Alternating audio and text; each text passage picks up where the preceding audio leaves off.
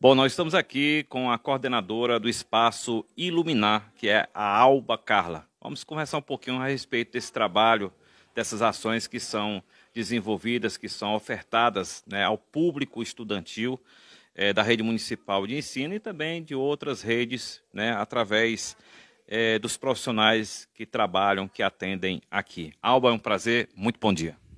Bom dia, o prazer é nosso receber a equipe toda aqui no nosso espaço. E estamos aqui com o nosso trabalho multiprofissional, recebendo os nossos pequenos que precisam do nosso apoio nas terapias e nas consultas com as pediatras também, e a neuropediatra. E estamos aqui também abertos às mães que vêm para as avaliações.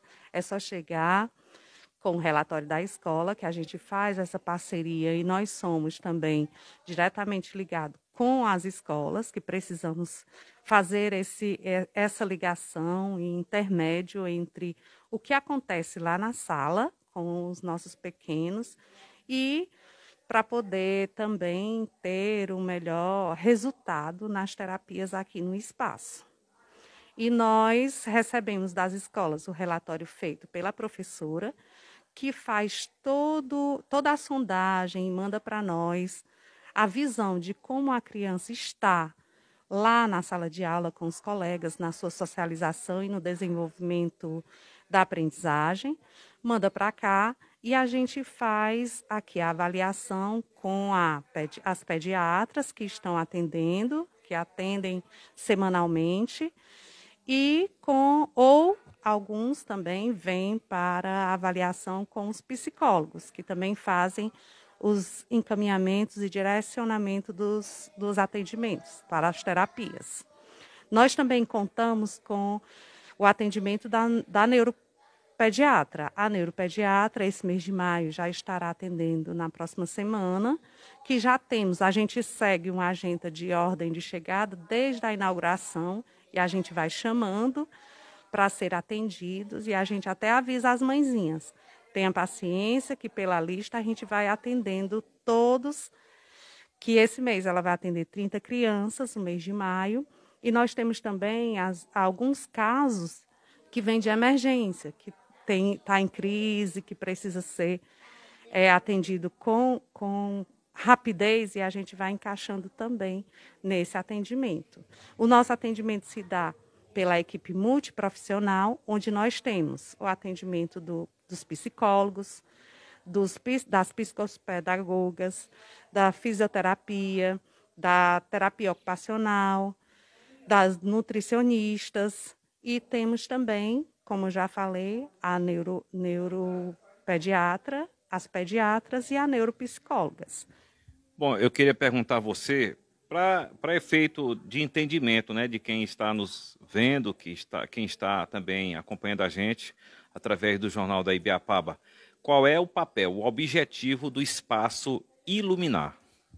O nosso objetivo é trazer para as famílias e para os pequenos que têm algum transtornos ou então alguma déficit de atenção, de aprendizagem lá na escola, é trazer uma vida melhor.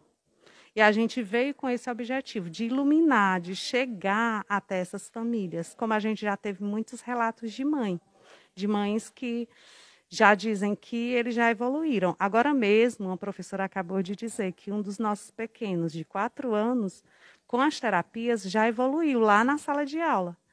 E isso para nós é uma grande conquista. E é isso que a gente veio para isso, veio para contribuir, para ajudar nesse dia a dia, em casa, na escola, na sociedade, na socialização entre os coleguinhas, na família. Isso é o nosso objetivo. Bom, essa assistência que o Espaço Iluminar oferece a esses alunos, a essas famílias e até mesmo aos próprios professores que lidam com esses alunos, né?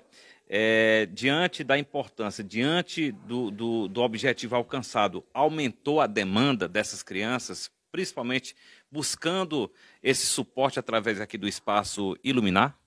Aumentou sim, porque muitas vezes as crianças eram tidas como são muito danadas, dão muito trabalho. E agora, com o espaço, as professoras mandam os relatórios, né, enviam os relatórios, e aqui muitas delas já tiveram esse laudo, o laudo que contestam alguma algum espectro autista ou alguma deficiência que a gente possa acompanhar aqui. Teve um crescimento bem significativo, viu? Nós tínhamos 300 e poucas e nós já estamos chegando a 400 e alguma coisa de crianças laudadas e ainda que estão em processo de investigação. Alba, essas crianças que são acompanhadas aqui pelo Espaço Iluminar, eles têm um período de acompanhamento? Chega um determinado momento que vocês dão alta a essa criança ou esse acompanhamento é praticamente permanente? Depende muito do caso, né? Eu não sou médica, eu sou pedagoga, mas pelo convívio que a gente tem com as médicas, tanto a neuro como as pediatras, elas explicam bem direitinho essa parte. Tem crianças, como eu já disse, elas estão em investigação, em observação. Tem crianças que ela pode dar uma pausa nas terapias e outras não. Precisam de mais terapias, precisam de mais acompanhamento. Aí se dá sempre em acompanhamento, de acordo com o que os profissionais vão indicando. Vai que o psicólogo faz um acompanhamento, aí vai a evolução, depois dá uma parada, ou então depois retorna para observar como foi que ficou, como já acontece, pode acontecer com o psicólogo, com a psicopedagoga, vai depender do profissional. O profissional é que vai dizer como vai ser, como serão essas terapias. A neuro prescreve e vão fazendo o acompanhamento. Depois, a cúpula, né, a equipe multiprofissional se reúne com a neuropsicólogo, claro, e estuda cada caso em particular. Alba, essas crianças que são direcionadas para cá, que são encaminhadas para cá, essas crianças são somente da rede municipal de ensino ou não? São da rede municipal de ensino, porque nós somos e fazemos parte da educação. Quem financia o projeto é a Secretaria de Educação e nós estamos diretamente ligados às escolas municipais. A verba que vem é da educação, é da Secretaria de Educação. Por isso que a gente recebe as crianças da rede municipal de ensino. E são as crianças de 2 até 16 anos, né? E as outras crianças que não fazem parte do programa, elas são encaminhadas à saúde, onde também tem esse atendimento com a fono, com a neuro, agora pela Secretaria de Saúde. Bom, a gente conversou aqui com a coordenadora do Espaço Iluminar, tá certo? Da Rede Municipal de Ensino, que faz parte da Secretaria Municipal de Educação, a Alba Carla, que já a gente agradece as suas explicações, as suas palavras diante desse trabalho que vem sendo oferecido aqui a esses alunos da Rede Municipal de Educação. Nosso muito obrigado, Carla, e a gente está à inteira disposição para a eventual necessidade, principalmente para que a gente possa cada vez mais divulgar esse trabalho tão bonito, tão importante para os nossos alunos, principalmente esses alunos que têm algum tipo de comportamento de forma anormal, para que eles possam, né, ter uma qualidade de vida melhor, juntamente com seus familiares, até mesmo com a própria comunidade estudantil. A gente que agradece a visita de vocês aqui e também está falando sobre o nosso programa. E eu queria lembrar também que a gente não trabalha só aqui, não. A equipe multiprofissional, ela também vai até a escola. Faz o trabalho com os professores, faz o trabalho com os alunos, faz o trabalho com os pais, lá na escola também. Há uns dias que eles se direcionam à escola e alguns ficam aqui, né? A gente divide a equipe e faz esse trabalho sempre junto, o espaço com a escola. E é com muito prazer que a gente recebe vocês e repassa as informações que necessárias ao público.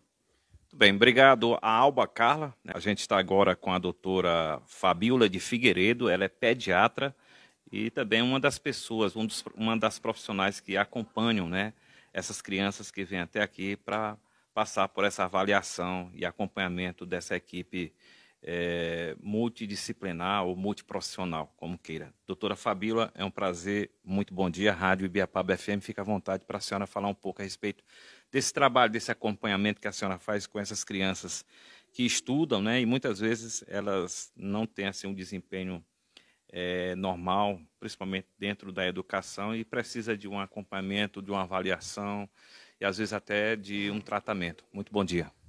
Bom dia. Deixa eu te dizer, na realidade, assim, quando me fizeram a proposta, né, de vir para um município para poder estar dentro desse projeto, eu achei uma coisa super interessante, porque, assim, a gente trabalhar com crianças que não têm nenhum tipo de queixas escolares ou mesmo dentro de casa, é uma coisa cômoda, de alguma maneira, né? E essas crianças que, de alguma maneira, são diferentes, né, do que a gente está habituado a fazer, e com o programa, com esse nosso programa, que o objetivo, na realidade, é facilitar a vida dessas mães, a vida dessas crianças, procurando num espaço só, né, fazer uma organização melhor dessas vidas, trazendo essas crianças para o mais adequado, né? Porque é muito fácil você chegar e taxar. Não, essa criança tem problema, essa criança, muitas vezes, infelizmente, as pessoas ainda usam muito, porque fulaninho é doido. E a gente tem que tirar esse estigma, principalmente de cima de uma criança, né? E é uma forma muito pesada, é um sofrimento grande para uma mãe, para um pai, ouvir alguns tipos de comentários, né? E comentários e, assim, olhares, e, infelizmente, essas crianças, elas muitas vezes são taxadas, mesmo pelos adultos, por outras crianças que de alguma maneira ouvem dentro de casa, não tem esse respeito ainda por essas crianças. Eu costumo tratar essas crianças como diferentes, tá? Para mim, às vezes, chegar, doutor, porque ele tem problema. E, na realidade, muitas vezes, a minha abordagem com essas mães é o seguinte: a partir de que momento você percebeu que sua criança era diferente, né? Porque eu acho que é o diferente que faz a diferença, né? O problema já vem carregado de uma coisa pesada, né? E o diferente é porque, assim, não está de acordo com os outros. Na realidade, às vezes tem uma dificuldade maior em aprender a ler, em aprender o andar, na fala e tudo, mas tem crianças extremamente, com essas alterações, que são extremamente perspicazes, por exemplo, no desenho, crianças que muitas vezes aprendem a falar inglês, por exemplo, sozinha dentro de casa, assistindo vídeos. Então, assim, eles têm outras aptidões, eles têm outras coisas diferenciadas, como são crianças diferentes, dessas crianças ditas normais, né? Então, assim, o espaço eu acho extremamente importante, e eu acho mais interessante ainda cobrir essa parte das escolas públicas, né? Porque, querendo ou não, são crianças que são menos, digamos assim, têm menos privilégios, infelizmente, né? Às vezes, assim, pela condição financeira, ou mesmo, querendo ou não, a pandemia trouxe assim, muito prejuízo para muita gente, né? Que tiveram que viver uma outra realidade, que hoje eu acho que isso está fazendo muita diferença para muitas famílias, né?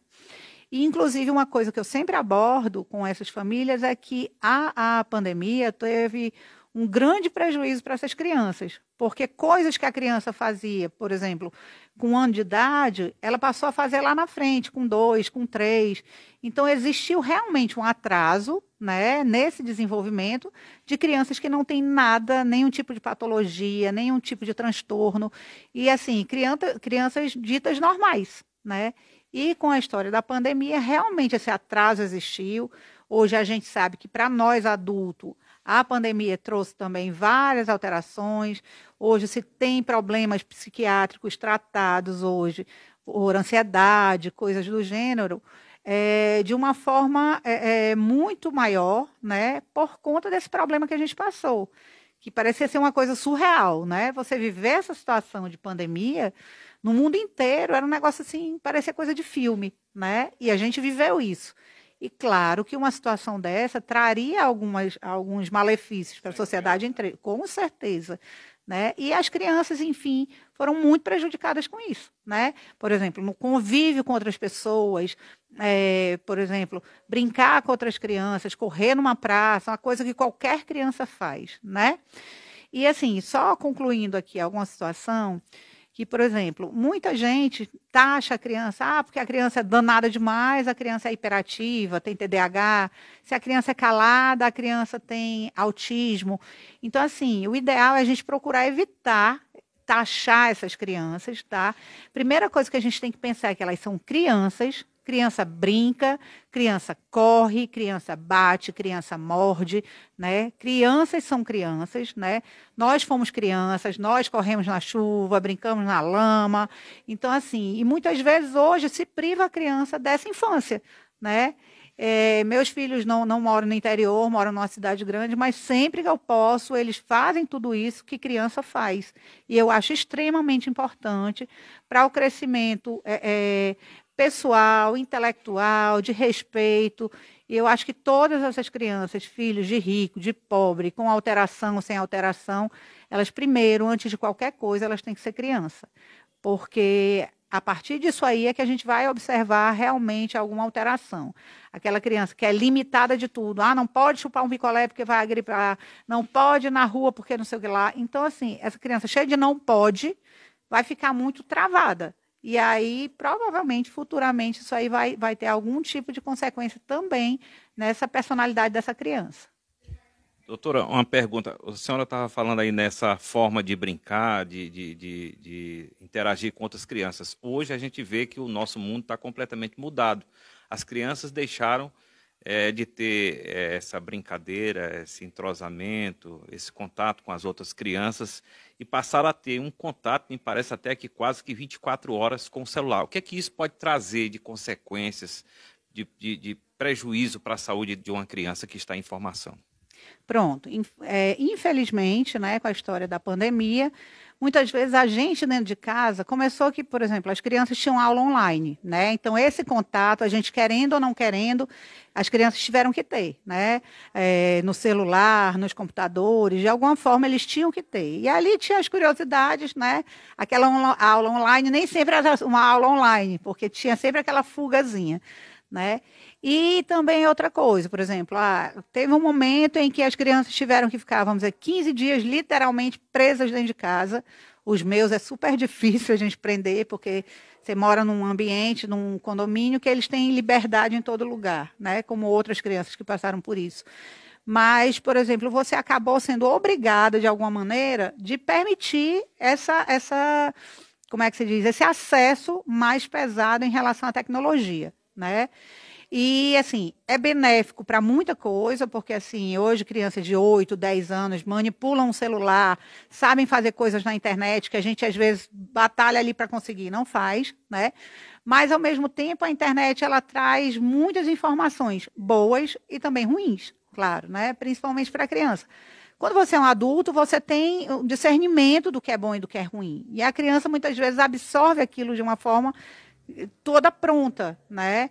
Uma das coisas que eu acho assim bem complicado, antigamente, você ia fazer uma pesquisa da escola, você ia para Mirador, para Barça, você pegava um livro, sabia o que era um índice, ia atrás de uma pesquisa. Hoje a criança joga no Google, né? Ela não precisa de muita coisa, ela vai lá, ela lê e ela transcreve, né? Então, ela, assim, isso aí, de alguma maneira, bloqueia o raciocínio da criança. E isso não é legal, né? E em relação a futuro, realmente, assim, essa tecnologia excessiva, né? Realmente, assim, o que eu costumo dizer, nada em excesso é saudável, né? Comida em excesso, só brincadeira, só internet, todo excesso, ele é prejudicial. Né?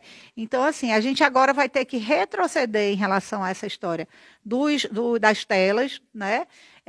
Limitando mais, procurando, mas eles argumentam, mãe, porque eu podia, eu não posso mais. E aí eles misturam os horários, acham que podem comer com o celular, podem dormir com o celular do lado. Então, assim, a gente tem que procurar o máximo reduzir essa carga pesada de internet, né? Uma coisa que é uma constante. Se seu filho tem celular, se a gente dá o nosso celular, depois dá uma buscada, ver o que ele entrou, o que ele viu, com quem ele conversou, e sempre orientar, explicando as situações, né? Às vezes é difícil você explicar para uma criança com 7, 8 anos o que é um assédio, por exemplo, né? Que você não vai falar abertamente de muita situação.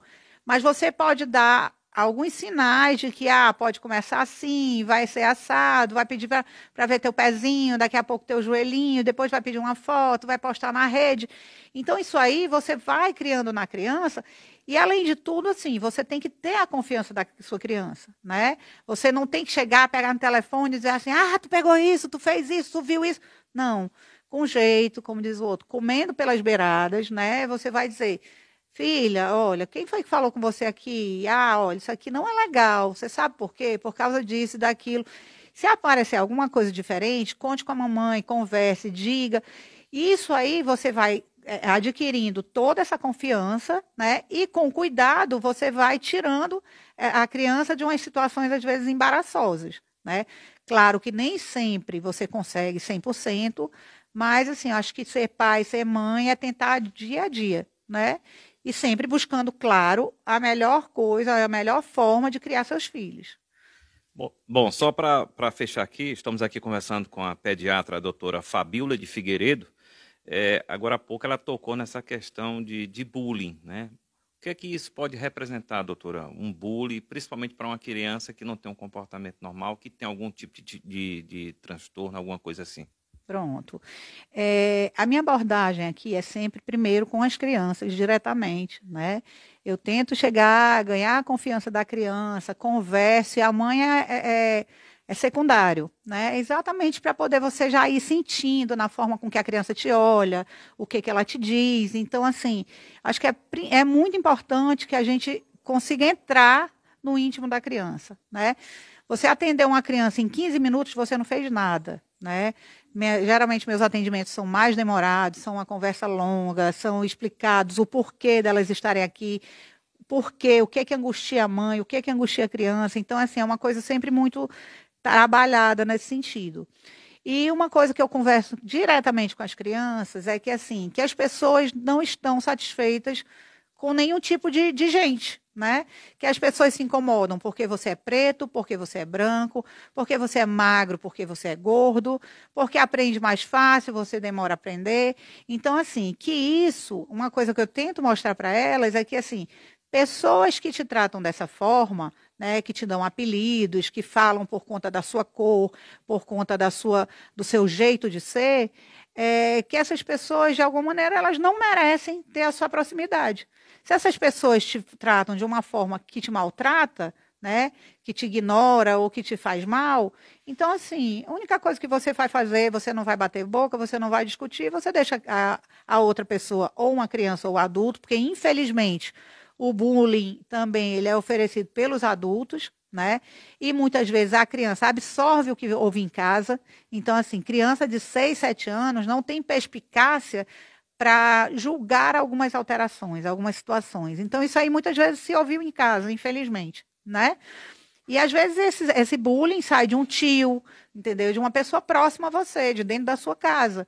E realmente você tem que fazer com que a criança se defenda nessas situações, né? Deixando a pessoa falar só e dar realmente atenção e amor àquelas pessoas que realmente a tratam bem, né? E eu acho assim, o respeito ao ser humano, independente de qualquer coisa, eu acho que é fundamental, né? Se você é adulto, se você é idoso, se você é negro. Então, assim, respeito é respeito, isso a gente aprende dentro da casa da gente, né? A escola não tem essa obrigação, ela tem a obrigação de fortalecer o que você aprende em casa e não de te ensinar, né? Então, assim, por mais que você seja ocupado, que você trabalhe fora, você tem que ter aquele momento com a sua criança, de sentar, de desenhar, de ir para uma praça, de deixar ele correr ali meia hora andando de bicicleta, que isso aí é quando você ganha quando você ganha realmente seu filho, quando ele tem confiança em você, ele sente prazer em estar com você. Então, a criança ela tem que ter prazer em estar com a gente, né? Ela não tem que estar ali com a gente por obrigação, né? Porque minha infância foi saudável nesse sentido e lembro de coisas de 6, 7 anos de idade, né? E assim, essas coisas ficam para a vida da gente, a gente aprendeu na infância, a gente vai passar para os nossos, provavelmente eles vão passar para os futuros dele, e isso aí é que é o importante, né? Esse bullying que na época da gente, criança, existia de uma outra forma, né? Hoje as coisas estão muito mais... as pessoas vão a ferro e fogo diante de algumas situações que não ia na nossa época, mas, assim, eu acho que as pessoas antigamente também eram mais tolerantes, né? Então, assim, hoje você fizer uma barbeirada no trânsito, a pessoa já vem, te aborda, voa em cima de você, e as pessoas têm que ter mais empatia, né? E tem que ter respeito, por exemplo, às vezes uma mãe se chateia por conta de uma situação com uma outra criança em relação ao seu filho e vai diretamente tomar uma satisfação com outra criança.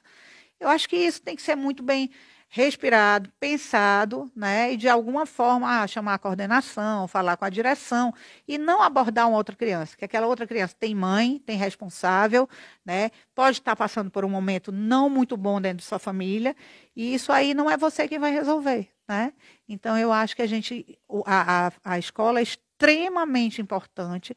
A escola é um apoio para o crescimento dos filhos da gente, mas a educação dos nossos filhos depende principalmente de nós. Bom, a gente conversou com a médica pediatra, a doutora Fabíola de Figueiredo. A gente agradece a ela essas informações, por sinal, muito bem-vindas ao nosso programa, nosso jornal, Jornal da Ibiapaba, e disponibilizar, doutora, quando a senhora precisar de algum espaço, principalmente para relatar, para evidenciar na colaboração, principalmente da sua área, né, a área médica e pediatra, fica à vontade, estamos de portas abertas. Pois obrigada, viu? Eu espero que essa conversa da gente, de alguma maneira, abra os olhos de muita gente, né? Porque às vezes as pessoas estão tão bitoladas na sua vida pessoal que esquecem um pouco de olhar para os lados, né? Eu sei que o dia a dia da gente é intenso, o meu não é diferente de ninguém, né? Mas eu acho que sempre tem um espaçozinho para que a gente olhe com mais, como eu falei, com mais empatia, com mais caridade para o ser humano, né? Pessoas menos favorecidas que nós. E assim, ninguém é melhor do que ninguém porque tem mais dinheiro, porque tem mais patrimônio, aprendizado. Então, assim, tudo começa com um bebê, que a partir dali você vai colocando aquelas informações todas e ali você vai criando um cidadão ou não, né? Isso aí vai depender realmente da gente e da sociedade que está aí esperando por eles. Bom, a gente agradece mais uma vez a doutora, né? E dizer que nós tivemos aqui as imagens de Riquelme Rodrigues, Ednardo Pinto, diretamente aqui do Espaço Iluminar, para a nossa rádio Ibiapaba FM.